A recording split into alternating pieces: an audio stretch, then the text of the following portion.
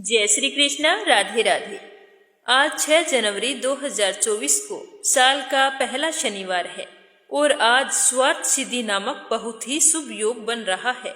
ज्योतिष शास्त्र के अनुसार आज के दिन हम अगर काले कुत्ते को तेल से चुपड़कर रोटी खिलाते हैं या चींटियों को शक्कर मिला हुआ आटा डालते हैं तो सभी तरह के कष्टों से मुक्ति मिलती है और धन लाभ होता है। सूर्य पुत्र शनि देव को भाग्य संवारने वाला माना गया है। पौष का महीना सूर्य देव को समर्पित है और आज हम शनिवार को सूर्य पुत्र शनि देव की पूजा श्रद्धा भाव से करेंगे तो पूरे साल हम पर शनि देव का आशीर्वाद बना रहेगा। शनि देव को प्रसन्न करने के लिए हनुमान जी की पूजा अर्चना करना भी बहुत ही शुभ माना जाता है। कहा जाता है कि मंगलवार और शनिवार के दिन अगर हम सुंदरकांड का पाठ करते हैं और हनुमान जी को सिंदूर का तिलक लगाकर गुड़ और चने का भोग लगाते हैं तो शनि के सभी तरह के दोष दूर हो जाते हैं। तो शनि देव की कृपा पाने के लिए पहले सुनते हैं शनि स्तोत्र और उसके बाद में शनि देव की कथा। तो आप सभी इसे श्रद्धा पूर्वक पूरा सुनना और शुरू करने से पहले कमेंट बॉक्स में जय हो शनि देव की अवश्य लिखना। शनि देव महाराज की जय हो। जिसके शरीर का वर्ण कृष्ण नील तथा भगवान शंकर के समान है उन शनि देव को नमस्कार है। जो जगत के लिए कालंगनी एवं कृतांत रूप है उन शनैश्चर को बार बार नमस्कार है। जिनका शरीर कंकाल जैसा मांसहीन तथा जिनकी दाढ़ी मूंछ और जटा बड़ी हुई है उन शनि देव को नमस्कार है। जिनके बड़े बड़े नेत्र, पीठ में सटा हुआ पेट और भयानक आकार है उन शनैश्चर देव को नमस्कार है। जिनके शरीर का ढांचा फैला हुआ है, जिनके रोए बहुत मोटे हैं, जो लंबे चौड़े किंतु सूखे शरीर वाले हैं तथा जिनकी दाढ़ें काल रूप है उन शनि देव को बार बार प्रणाम है।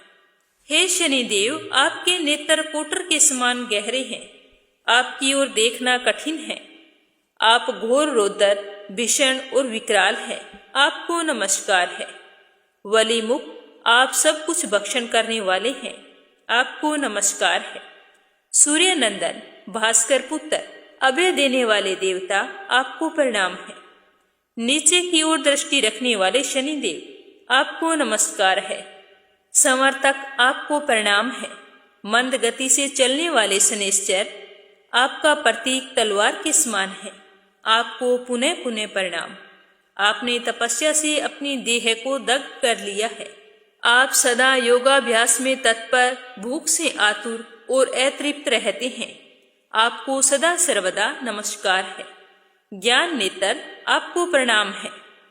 कश्यप नंदन सूर्यपुत्र शनि देव, आपको नमस्कार है।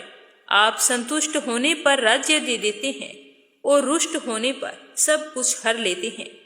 देवता, असुर, मनुष्य, सिद्ध, विद्याधर और नाग ये सब आपकी दृष्टि पड़ने पर समूल नष्ट हो जाते हैं। देव, मुझ पर प्रसन्न होइए, मैं वर पाने योग्य हूँ और आपकी शरण में आया हूँ, आप मेरी मनोकामना पूर्ण कीजिए। आप सुनेंगे शनि देव की कथा। बोलो शनि देव महाराज की जय हो। आज जो मैं आपको कथा सुना रही हूँ यह कथा ब्रह्म पुराण में वर्णित है। एक बार की बात है कि महर्षि दधीचि का अंतिम संस्कार हो रहा था तो उसकी पत्नी अपने पति का वियोग सहन नहीं कर पाई और उसने पास ही में के पीपल का पेड़ था तो उसकी कोटर में जो जड़ों के कारण एक खड्डा बन जाता है उस खड्डे के अंदर अपने 3 वर्ष के बालक को रखकर स्वयं चिता पर सती हो गई। इस प्रकार महर्षि दधीच और उसकी पत्नी का बलिदान हो गया। किंतु पीपल की कोटर में जो बालक रखा था वह भूख प्यास से बहुत ही तड़पने लगा और चिल्लाने लगा तो किसी ने उसकी आवाज नहीं सुनी और ना ही वो वहां से बाहर निकल सकता था। इसीलिए उसने कोटर में जो पीपल के पत्ते गिर जाते थे उन्हीं पत्तों को खाकर अपनी भूख शांत करता था। धीरे धीरे वह बड़ा होने लगा और वहीं पीपल के पेड़ के नीचे रहने लगा।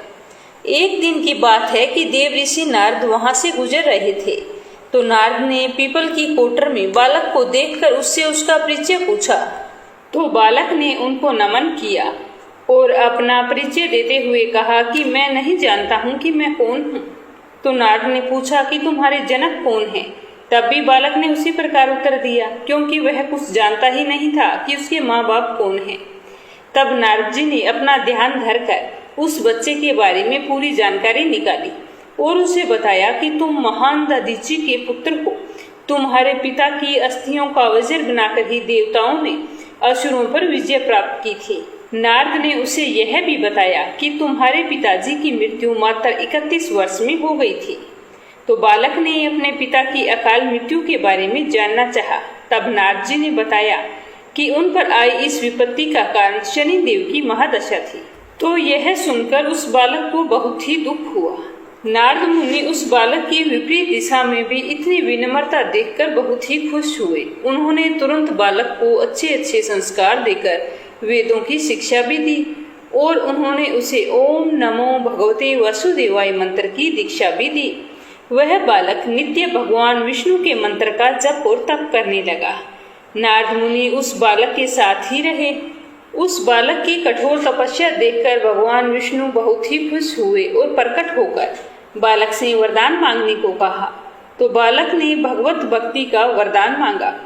तो भगवान विष्णु ने बालक को योग और ज्ञान की शिक्षा दी, जिससे वह परम ज्ञानी महर्षि बन गया। एक दिन बालक के मन में एक जिज्ञासा पैदा हुई। उसने नारद मुनि से पूछा कि हे नारद मुनि, आप मुझे बताइए कि मेरी इतनी छोटी सी उम्र में ही मेरे माता पिता को मुझसे अलगाव क्यों हो गया, क्यों मुझे इतनी पीड़ा भोगनी पड़ी। आपने मुझे संस्कारित कर ब्राह्मण बनाया है, अतः मेरी पीड़ा का कारण भी बताएं। तो नारद मुनि ने बालक से कहा कि तुमने पीपल के पत्तों को खाकर घोर तप किया था, इसीलिए मैंने तुम्हारा नाम पिपलाद रखा था। और जहाँ तक तुम्हारे कष्टों की बात है तो उसका कारण है शनि चक्कर, जो मैंने तुम्हें पहले ही बता दिया, जिसके अहंकारवश धीमी चाल के कारण तुम्हारे साथ पूरा जगत भी अकाल की पीड़ा भोग रहा है। तो यह सुनकर बालक बहुत ही क्रोधित हुआ।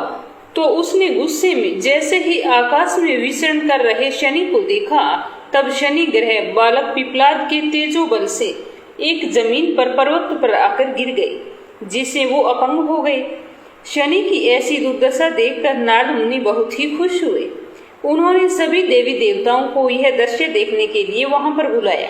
तब वहां पर ब्रह्मदेव सहित अन्य देवों ने आकर बालक पिपलाद के आवेश को शांत करके कहा कि नारद मुनि द्वारा रखा गया तुम्हारा नाम तो बहुत श्रेष्ठ है। आज से तुम पूरे जगत में इसी नाम से प्रसिद्ध होगे। जो भी व्यक्ति शनिवार के दिन पिपलाद नाम का ध्यान करके पूरी श्रद्धा और भावना से पूजा करेगा, उसे शनि ग्रह के कष्टों से छुटकारा मिलेगा और उसे संतान संबंधी सारे सुख प्राप्त होंगे। ब्रह्मदेव ने साथ ही पिपलाद मुनि को शनि ग्रह की शांति के लिए उनकी पूजा और व्रत का विधान बताकर कहा कि तुम धराशायी हुए शनि को अपने स्थान पर प्रतिष्ठित कर दो, क्योंकि वह निर्दोष है। पिपलाद मुनि ने ब्रह्मदेव के आदेश का पालन किया और उनसे शनिश्चर व्रत विधि जानकर जगत को शनि ग्रह की शांति का मार्ग बताया। इसीलिए शनि ग्रह की शांति के लिए शनिवार के दिन पीपल के वृक्ष के साथ साथ शनि देव की पूजा की परंपरा शुरू हुई। पीपल के वृक्ष को देव तुल्य माना गया है, तभी तो इसके पूजन का विधान शास्त्रों में भी बताया गया है। पीपल को कलयुग का कल्प वृक्ष माना जाता है। पीपल एकमात्र पवित्र देव वृक्ष है जिसमें सभी देवताओं के साथ पितरों का भी वास होता है।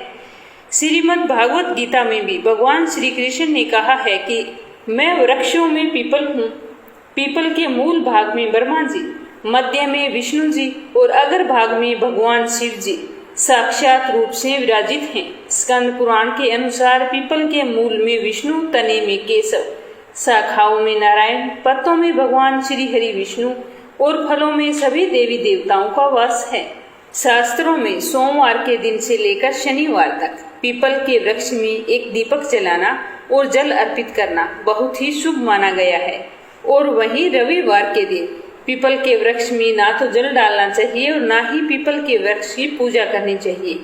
कहा जाता है कि इस दिन माँ लक्ष्मी की बहन अलक्ष्मी का वास पीपल के पेड़ पर होता है। अगर हम रविवार के दिन पूजा करते हैं तो हमारे घर में दरिद्रता का वास होता है। पीपल के वृक्ष को कभी भी काटना नहीं चाहिए। ऐसा करने से पितरों को कष्ट मिलते हैं, जिससे वंश वृद्धि की हानि होती है। किसी भी विशेष प्रयोजन से अगर आपको पीपल का वृक्ष काटना पड़ रहा है तो नियमानुसार मुहूर्त निकलवाकर और यज्ञ करके बाद में ही पीपल के पेड़ को काटना चाहिए। पीपल के पेड़ की पूजा सूर्य उदय होने के बाद में ही करनी चाहिए, जिससे महालक्ष्मी प्रसन्न होकर सदा आपके पास रहे। पीपल के पेड़ का सिंचन, पूजन और परिक्रमा करने से मनुष्य की सभी मनोकामनाएं पूर्ण होती है और शत्रुओं का नाश होता है। यह सुख, संपत्ति, धन धान्य, ऐश्वर्य, संतान सुख और सौभाग्य प्रदान करने वाला है। इसकी पूजा करने से ग्रह पीड़ा, पितर दोष, काल सर्प योग, विष योग या फिर अन्य तरह के कोई दोष उत्पन्न हो जाते हैं तो उनका निवारण हो जाता है। अमावस्या और शनिवार को पीपल के पेड़ के नीचे हनुमान जी की पूजा अर्चना करते हुए हनुमान चालीसा का पाठ करने से हमारे सारे कष्ट दूर हो जाते हैं। प्रातःकाल नियम से पीपल के पेड़ के नीचे बैठकर जप, तप एवं प्रभु का नाम स्मरण करने से शारीरिक व मानसिक लाभ प्राप्त होता है। पीपल के पेड़ के नीचे वैसे तो प्रतिदिन सरसों के तेल का दीपक जलाना चाहिए, लेकिन ऐसा संभव नहीं हो तो आप शनिवार को पीपल की जड़ में एक तेल का दीपक अवश्य जलाएं। ऐसा करने से हमारे घर में सुख, समृद्धि और खुशहाली आती है। कारोबार में सफलता मिलती है, रुके हुए काम बनने लगते हैं। तांबे के लोटे में जल भरकर भगवान विष्णु के अष्टभुज रूप का स्मरण करते हुए पीपल की जड़ में जल चढ़ाना चाहिए। पीपल वृक्ष की रोजाना 108 परिक्रमा नियम से करनी चाहिए। जो लोग पीपल के वृक्ष का रोपण करते हैं उनके पितर नरक से छूटकर मोक्ष को प्राप्त करते हैं। शनिवार व्रत कथा। एक समय स्वर्गलोक में सबसे बड़ा कौन है के प्रश्न पर 9 ग्रहों में वाद विवाद हो गया। विवाद इतना बढ़ा कि परस्पर भयंकर युद्ध की स्थिति बन गई। निर्णय के लिए सभी देवता देवराज इंद्र के पास पहुंचे और बोले कि हे देवराज, आपको निर्णय करना होगा कि हम सब में से बड़ा कौन है। तो देवताओं का प्रश्न सुनकर देवराज इंद्र उलझन में पड़ गए। इंद्र बोले, मैं इस प्रश्न का उत्तर देने में असमर्थ हूँ। हम सभी पृथ्वी लोक में उज्जैनी नगरी में राजा विक्रमादित्य के पास चलते हैं। देवराज इंद्र सहित सभी ग्रह उज्जैनी नगरी पहुँचे। महल में पहुंचकर जब देवताओं ने उनसे अपना प्रश्न पूछा तो राजा विक्रमादित्य भी कुछ देर के लिए परेशान हो उठे, क्योंकि सभी देवता अपनी अपनी शक्तियों के कारण महान थे। किसी को छोटा या बड़ा कह देने से उनके क्रोध के प्रकोप से भयंकर हानि हो सकती थी। अचानक राजा विक्रमादित्य को एक उपाय सूझा और उन्होंने विभिन्न धातुओं को स्वर्ण, रजत, कांसा, तांबा, सीसा, रंगा, जस्ता, अम्बरक व लोहे के 9 आसन बनवाए। धातुओं के गुणों के अनुसार सभी आसनों को एक दूसरे के पीछे रखवाकर उन्होंने देवताओं को अपने अपने सिंहासन पर बैठने को कहा। देवताओं के बैठने के बाद में राजा विक्रमादित्य ने कहा कि आपका निर्णय तो स्वयं ही हो गया। जो सबसे पहले सिंहासन पर विराजमान है वही सबसे बड़ा है। राजा विक्रमादित्य के निर्णय को सुनकर शनि देवता ने सबसे पीछे आसन पर बैठने के कारण अपने को छोटा जानकर क्रोधित होकर कहा कि राजा विक्रमादित्य, तुमने मुझसे सबसे पीछे बैठाकर मेरा अपमान किया है। तुम मेरी शक्तियों से परिचित नहीं हो, मैं तुम्हारा सर्वनाश कर दूंगा। शनि ने कहा, सूर्य 1 राशि पर 1 महीने, चंद्रमा 2 दिन, मंगल 1.5 महीने, बुध और शुक्र 1 महीने, बृहस्पति 13 महीने रहते हैं, लेकिन मैं किसी राशि पर 7.5 वर्ष तक रहता हूँ। बड़े बड़े देवताओं को मैंने अपने प्रकोप से पीड़ित किया है। राम को 7.5 के कारण ही वन में जाकर रहना पड़ा। रावण को 7.5 के कारण ही युद्ध में मृत्यु का शिकार बनना पड़ा। राजा, अब तू भी मेरे प्रकोप से नहीं बचेगा। इसके बाद सभी ग्रह देवता तो प्रसन्नता के साथ अपने घर चले गए, परंतु शनि देव बड़े ही क्रोध के साथ वहां से विदा हो गए। राजा विक्रमादित्य तो पहले की तरह ही न्याय करते रहे। उनके राज्य में सभी स्त्री पुरुष बहुत ही आनंद से जीवन व्यापन कर रहे थे।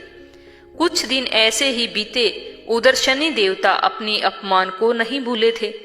विक्रमादित्य से बदला लेने के लिए एक दिन शनि देव ने घोड़े के व्यापारी का रूप बनाया और बहुत से घोड़ों के साथ उज्जैनी नगरी जा पहुंचे। जब राजा विक्रमादित्य ने राज्य में किसी घोड़े के व्यापारी के आने का समाचार सुना तो वे अपने अश्वपाल को कुछ घोड़े खरीदने के लिए वहां भेज दिया।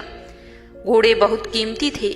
अश्वपाल ने जब वापस लौटकर इस संबंध में राजा को बताया तो राजा विक्रमादित्य ने स्वयं आकर एक सुंदर व शक्तिशाली घोड़े को पसंद किया। घोड़े की चाल देखने के लिए राजा उस घोड़े पर सवार हुए तो वह घोड़ा बिजली की गति से दौड़ पड़ा। तेजी से दौड़ता हुआ घोड़ा राजा को दूर एक जंगल में ले गया और वहां फिर राजा को गिराकर जंगल में कहीं गायब हो गया। राजा अपने नगर को लौटने के लिए जंगल में भटकने लगे, लेकिन उन्हें लौटने का कोई भी रास्ता नहीं मिला। राजा को भूख प्यास लग गई। बहुत घूमने पर उसे एक चरवाहा मिला। राजा ने उस चरवाहे से पानी मांगा। पानी पीकर राजा ने उस चरवाहे को अपनी अंगूठी दे दी। फिर उससे रास्ता पूछकर वो जंगल से निकलकर पास के नगर में पहुंचे। राजा ने एक सेठ की दुकान पर बैठकर कुछ देर आराम किया। उस सेठ से राजा ने बातचीत की तो राजा ने उसे बताया कि मैं उज्जैनी नगरी से आया हूँ। राजा के कुछ देर दुकान पर बैठने से सेठ जी की बहुत ही बिक्री हुई। सेठ ने सोचा कि राजा तो बहुत ही भाग्यवान है और खुश होकर अपने घर भोजन के लिए ले गए। सेठ के घर में सोने का एक हार खूंटी पर लटका हुआ था। राजा को सेठ जी उस कमरे में छोड़कर कुछ देर के लिए बाहर आ गए। तभी एक आश्चर्यजनक घटना घटी। राजा के देखते ही देखते सोने के उस हार को खूंटी निगल गई। सेठ ने कमरे में लौट कर देखा तो हार तो गायब था। चोरी का संदेह राजा पर ही किया, क्योंकि उस कमरे में राजा अकेला ही बैठा था। सेठ ने अपने नौकरों से कहा कि इस परदेसी को रस्सियों से बांधकर नगर के राजा के पास ले चलो। राजा ने विक्रमादित्य से हार के बारे में पूछा तो उसने बताया कि उसके देखते ही देखते खूंटी ने हार को निगल लिया है। इस पर राजा ने क्रोधित होकर चोरी करने के अपराध में विक्रमादित्य के हाथ पांव काटने का आदेश दे दिया। तो आदेश अनुसार राजा के हाथ पांव काट दिए और उसे नगर की सड़क पर छोड़ दिया। कुछ दिन बाद एक तेली ने उसे वहां से उठाकर अपने घर ले गया और उसे अपने कोलू पर बैठा दिया। राजा आवाज देकर बैलों को हाँकता रहता। इस तरह तेली का बैल चलता रहा। राजा को भोजन मिलता रहा। शनि के प्रकोप की 7.5 पूरी होने पर वर्षा ऋतु आरंभ हुई। राजा विक्रमादित्य एक रात मेघ मल्हार गा रहा था। राजा की आवाज बहुत ही सुंदर थी। तभी नगर के राजा की लड़की मोहिनी रथ पर सवार होकर उस तेली के घर के पास से गुजरी। उसने राजा का राग सुना तो उसे बहुत ही अच्छा लगा और दासी को भेजकर गाने वाले को बुला लाने को कहा। दासी ने लौटकर राजकुमारी को अपंग राजा के बारे में सब कुछ बता दिया। राजकुमारी उसके गीत से इतनी मोहित हुई कि उसने सब कुछ जानकर भी अपंग राजा से विवाह करने का निश्चय किया। राजकुमारी ने जब अपने माता पिता से यह बात कही तो वो हैरान रह गई। रानी ने मोहिनी को समझाया कि बेटी, तेरे भाग्य में तो किसी राजा की रानी होना लिखा है, फिर तुम उस अपंग से विवाह करके अपने पांव पर कुल्हाड़ी क्यों मार रही हो। तो राजकुमारी ने अपनी जिद नहीं छोड़ी। अपनी जिद पूरी करने के लिए उसने भोजन करना भी छोड़ दिया, प्राण त्याग देने का निश्चय कर लिया। आखिर राजा रानी को विवश होकर उस अपंग विक्रमादित्य से राजकुमारी का विवाह करना पड़ा। विवाह के बाद राजा विक्रमादित्य और राजकुमारी तेली के घर में रहने लगे। उसी रात स्वप्न में शनि देव ने राजा से कहा कि राजा, तुमने मेरा प्रकोप देख लिया। मैंने तुम्हें अपने अपमान का दंड दिया है। राजा ने शनि देव से क्षमा करने को कहा और प्रार्थना की कि हे शनि देव, आपने जितना दुख मुझे दिया है और किसी को ना देना। शनि देव ने कुछ सोचकर कहा कि राजा, मैं तुम्हारी प्रार्थना स्वीकार करता हूँ। जो कोई स्त्री पुरुष मेरी पूजा करेगा, शनिवार को व्रत करके मेरी व्रत कथा सुनेगा, उस पर मेरी अनुकंपा बनी रहेगी। प्रातःकाल राजा विक्रमादित्य की नींद खुली तो अपने हाथ पांव देखकर राजा को बहुत ही खुशी हुई। उसने मन ही मन शनिदेव को प्रणाम किया। राजकुमारी भी राजा के हाथ पांव सही सलामत देखकर आश्चर्य में डूब गई। तब राजा विक्रमादित्य ने अपना परिचय देते हुए शनिदेव के प्रकोप की सारी कहानी सुनाई। सेठ जी को जब इस बात का पता चला तो वो दौड़ते हुए तेली के घर पहुँचे और राजा के चरणों में गिरकर क्षमा मांगने लगे। राजा ने उसे क्षमा कर दिया क्योंकि यह सब तो शनि देव के प्रकोप के कारण हुआ था। सेठ राजा को अपने घर ले गया और उसे भोजन करवाया। भोजन करते समय देखते हैं कि वहाँ एकाएक आश्चर्यजनक घटना फिर से घटती है। सबके देखते ही देखते खूंटी ने हार वापिस उगल दिया। सेठ जी ने अपनी बेटी का विवाह भी राजा से कर दिया, साथ ही बहुत सारा धन आभूषण देकर राजा को विदा किया। राजा विक्रमादित्य राजकुमारी मोहिनी और सेठ की बेटी के साथ उज्जैनी पहुंचे तो नगर वासियों ने बड़े ही हर्षोल्लास से उनका स्वागत किया। अगले दिन राजा विक्रमादित्य ने पूरे राज्य में घोषणा करवाई कि शनि देव सब देवों में सर्वश्रेष्ठ हैं। प्रत्येक स्त्री पुरुष शनिवार को उनका व्रत करें और व्रत कथा अवश्य सुने। राजा विक्रमादित्य की घोषणा से शनिदेव बहुत ही प्रसन्न हुए। शनिवार का व्रत करने और व्रत कथा सुनने के कारण सभी लोगों की मनोकामनाएं पूरी होने लगी।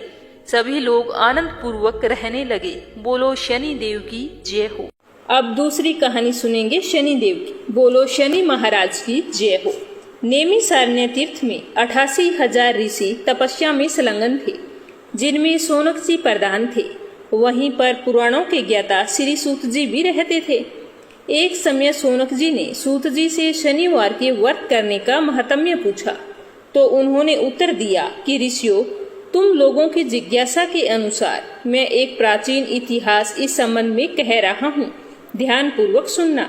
चंद्रवंशीय क्षत्रियों में ययाति नाम का एक राजा था। उसके वंश में गंधर्वपाल नाम का राजा हुआ। उसका पुत्र धर्मपाल था, जिसकी रानी योग सिद्धा तथा परम साध्वी थी। ज्योतिषियों के गणना के अनुसार जब राजा पर शनि देव की दशा आई तो पंडितों ने राजा को शनि दोष से कल्याण पाने के लिए व्रत दान आदि करने की सलाह दी, परंतु राजा को यह बात बिल्कुल भी अच्छी नहीं लगी। इसका नतीजा यह हुआ कि चारों ओर से शत्रुओं ने घेर लिया और राजा पर आक्रमण कर दिया और लड़ते लड़ते राजा युद्ध में मारा गया। राज्य पर दुश्मनों का अधिकार हो गया। बाध्य होकर राजरानी, पुत्र एवं मंत्री के पुत्र सूचिव्रत को नगर छोड़कर भाग जाना पड़ा। राजपुत्र तथा मंत्री बहुत वर्षों तक असहाय होकर वनों में भटकते रहे। अंत में नंद गोप वंश के पुरोहित सांडिल्य मुनि के आश्रम में जा पहुँचे। मुनि ने इन दोनों कुमारों का स्वागत सत्कार करके कुशल क्षेम पूछा। दोनों कुमारों की माताओं ने सारा वृतांत कह सुनाया। सुनकर महर्षि सांडिल्य ने बताया कि शनि देव का कोप होने से तुम्हारा यह हाल हो गया है और तुम्हारी दुर्दशा हो रही है। तुम लोग भी पथभ्रष्ट हो गए हो, अतः तुम लोग शनि की उपासना और व्रत किया करो और साथ में व्रत कथा भी सुना करो। साथ ही इस दिन भगवान शंकर की भी आराधना किया करो। दोनों ने मुनि के कहे अनुसार पीपल वृक्ष के नीचे दिन भर व्रत रखकर विधि पूर्वक पूजन करके रात्रि में भोजन करते और रात्रि में शनि मंत्रों का जाप करते। इस प्रकार शनिवार का व्रत करते करते 3 महीने बीत गए। शनि भगवान ने उनकी परीक्षा लेने के लिए गरुड़ की सवारी न करके अपने भाई से भैंस की सवारी लेकर उत्तराखंड की ओर चल पड़े। रास्ते में उन्हें कौवा, हंस, ऊंट और गधे मिले। कौवे ने शनि देव से पूछा कि महाराज, इस विकराल भयंकर वेश में आप किधर जा रहे हैं? तो शनि देव ने कौवे को उत्तर दिया कि मैं सीधे को उल्टा कर देता हूँ। लोगों का भाग्य मेरे कोप से बिगड़ जाता है। तो आगे चलने पर हंस, ऊंट और गधे ने भी यही सवाल किया तो शनि देव ने उसी प्रकार उन्हें भी उत्तर दे दिया। ऐसा करते करते शनि देव सांडिल्य मुनि के आश्रम में जा पहुँचे।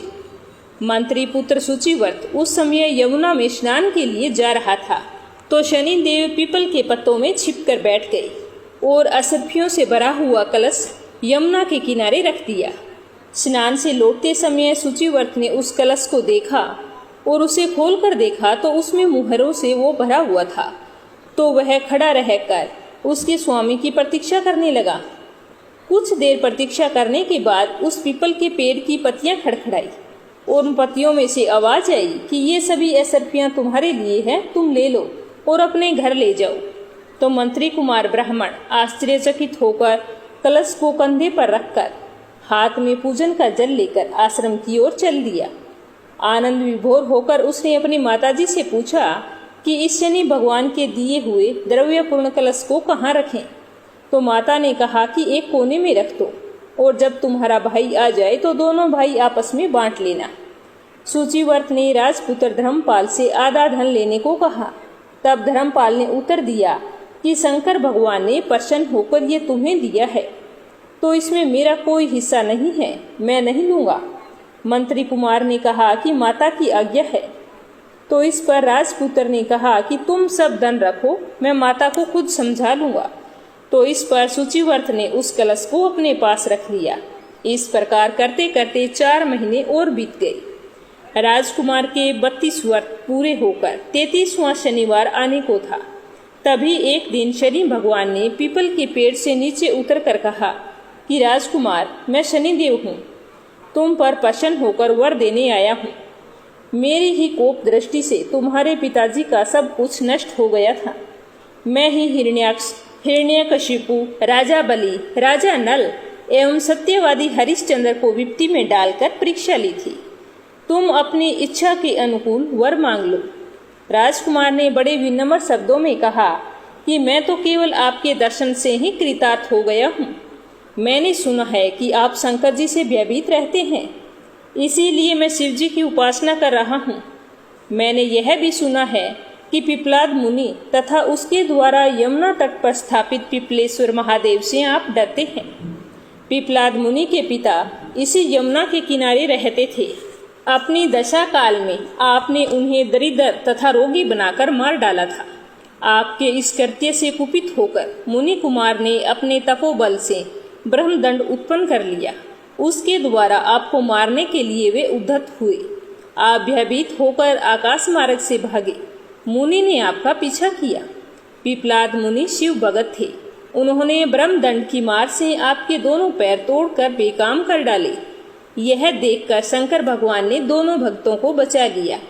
शंकर भगवान ने पिपलाद मुनि को समझाकर कहा कि शनि को मत मारो, वह मेरा ही शिष्य है, तू जो चाहे वरदान मांग ले। तो पिपलाद ने कहा कि मैं आपके कहने पर ही इसे छोड़ रहा हूँ। पैर बेकाम होने के कारण अब ये ज्यादा भाग दौड़ नहीं कर सकेंगे। इनका एक नाम मंद भी होगा। मैं आपसे यह वरदान मांगता हूँ कि मेरे द्वारा स्थापित इस पिपलेश्वर का दर्शन करने तथा मेरा स्मरण करने से आप किसी को ना सतावें। राजकुमार ने शनिदेव से कहा कि यह कथा मैंने अपनी माता से सुनी है। मैंने पिपलेश्वर महादेव की आराधना की है, अतः आप अपना क्रूर प्रभाव मुझ पर से हटा ले। तो यह सुनकर शनिदेव ने कहा कि तुम सच कह रहे हो, मैं तुम्हारी बातों की सत्यता को स्वीकार करता हूँ। राजकुमार, अवश्य तू मेरे गुरु का शिष्य है। ऐसा कहकर शनिदेव वहाँ से अंतर्ध्यान हो गए। दूसरे दिन जब राजकुमार यमुना में स्नान करने आया तो रास्ते में एक रतन कुंड सरोवर देखा, जिसके किनारे पर रत्नों से भरे हुए 100 स्वर्ण कलश रखे हुए थे। उसी स्थान पर तपस्या करते हुए एक वृद्ध ब्राह्मण ने राजकुमार को कहा कि ये रत्नों से भरे हुए कलश तुम घर ले जाओ।